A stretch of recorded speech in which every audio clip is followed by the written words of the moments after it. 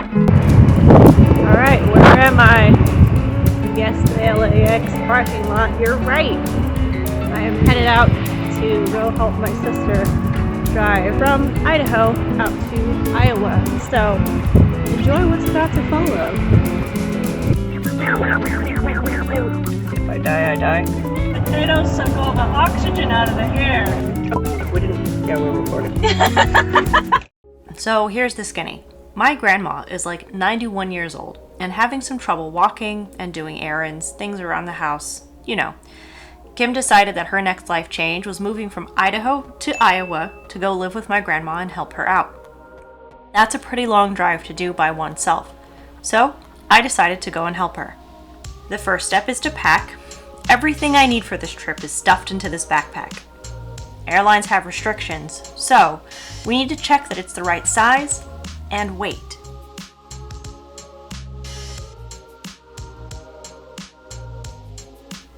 As we were getting ready for takeoff, I noticed where these life vests live under the seats. We hit some sudden turbulence and one of the air masks popped out. I arrived at my hotel and they upgraded me to a suite at no extra charge. Let me give you a quick tour.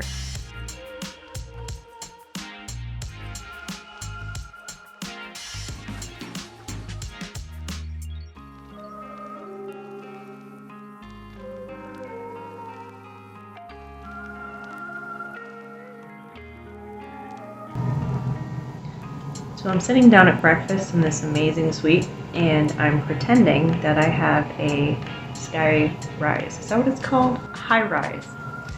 And it's kind of nice. MGM, thank you for the beautiful morning. I'm off. Both of my younger sisters live together in Idaho, so I stayed with them overnight. Day one, morning one. We had to wake up at about 5 o'clock in the morning. And we are on our way, departing Meridian, Idaho, and setting our true north to Sturgis, South Dakota, where we're going to end up at a little place called Days End Campground. Circling back to shoot Jennifer with our love gun. She's going to get it. Take the love gun and you like it. You feel the love. Now go to bed. First thing we need to do is gas up the chariot. Kim and I are entering the chariot, about to head out for the rest of our trip. So Kim is subjecting me to a new coffee experience. We're going to this place called The Human Bean, so we'll find out how it is. So now the taste test. The first thing is they give you this little chocolate bean. Normally I don't consume milk products, but if I die, I die. It's a chocolate covered coffee bean. Now for the test. I got a decaf oat milk latte.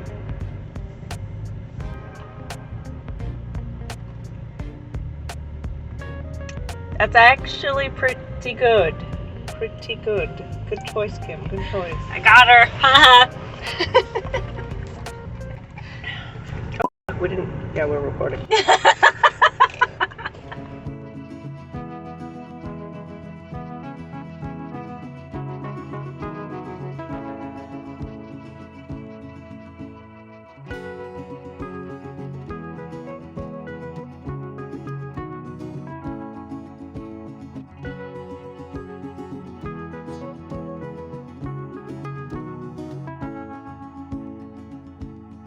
So I love these restrooms where they have these like beautiful color murals, because you know exactly where to go to the bathroom. And it's like, congratulations, you hiked all the way to the bathroom.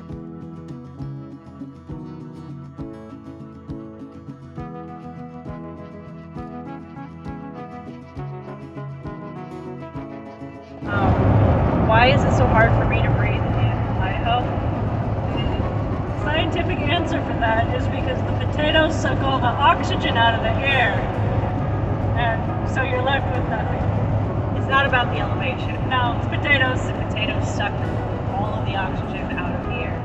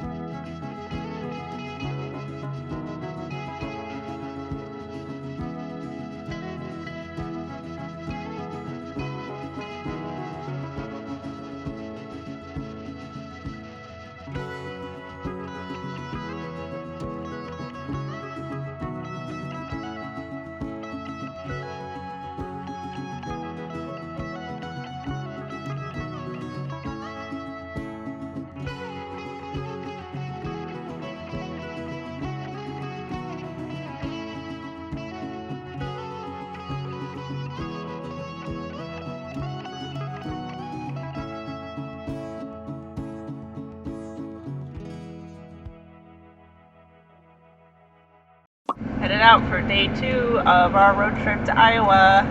Yeah. This is where I would like to take a moment to pause and tell you the little bit of the scary part of the trip.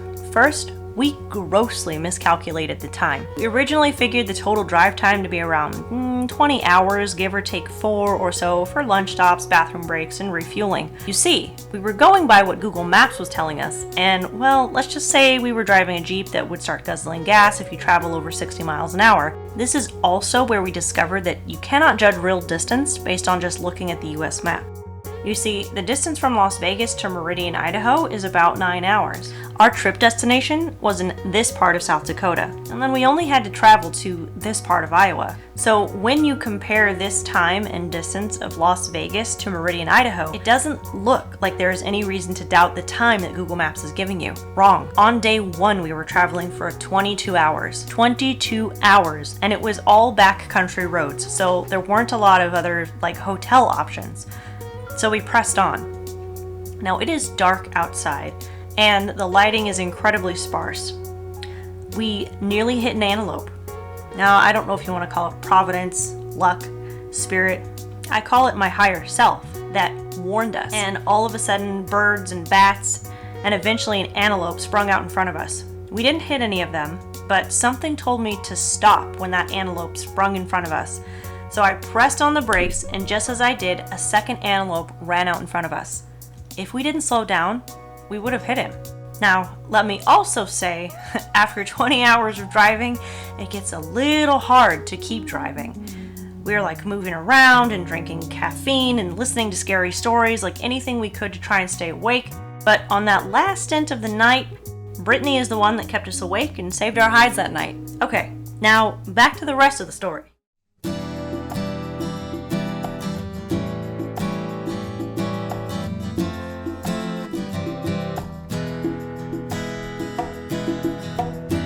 Never lost my way until the very day you moved into my life. Now all I can see is a memory of what is wrong and what's right. You took me by the hand. Hi. Stopping for a snack at the side of the road. Here's a view of what we're seeing. You helped me understand a blue skies from gray. Now all I can do is baby dream of you and the spells that you cast. My loves have gone like a distant song. Next to you they can't last. You took me by the hand and showed me another way. You helped me understand blue skies from gray.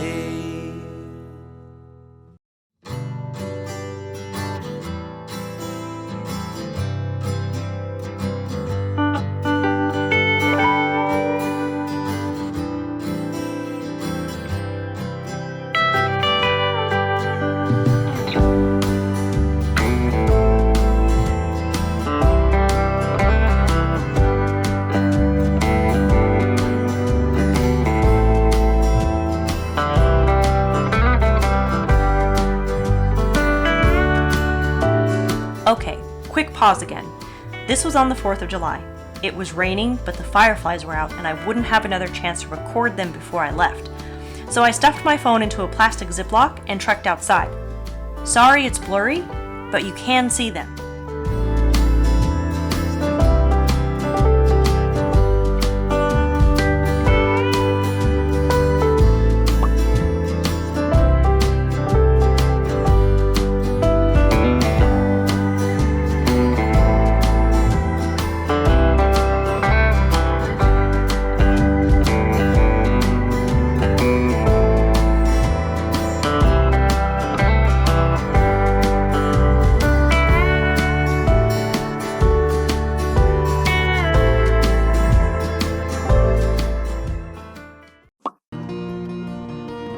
Here we are wrapping up the trip.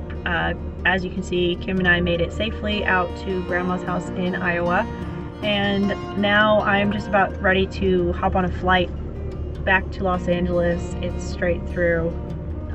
They got me these cute little earrings though from one of their other trips. Yeah, it was a while ago. See it? It's like a pink opal with rose pretty gold. good. It's so cute. It goes with my shirt, so cool. Thank you, Jennifer. Yeah, so it was a quick trip. We got to catch up with Grandma. I tried to get photos of, or video of fireflies, but it was raining. Yeah, it was raining. It didn't work out so well, and I was trying to do it through a plastic bag, so the video was extremely blurry. Not gonna lie, not looking forward to getting on another plane, but here we are. Kim, what are your thoughts in closing of our whirlwind trip out to Iowa? Definitely sad that Audra's going to be going. Definitely need more time with her. It was still good though. We got a lot of talking done and a lot achieved in the short amount of time that we had, so it was good. We definitely got a lot achieved. So Kim just dropped me off at the Sioux Falls Regional Airport. I've never flown out of here before, so I don't really know what to expect about the size. It was just the largest airport around from where my grandma lives in Lake Park, Iowa, so it's about 90 minutes away from where she is.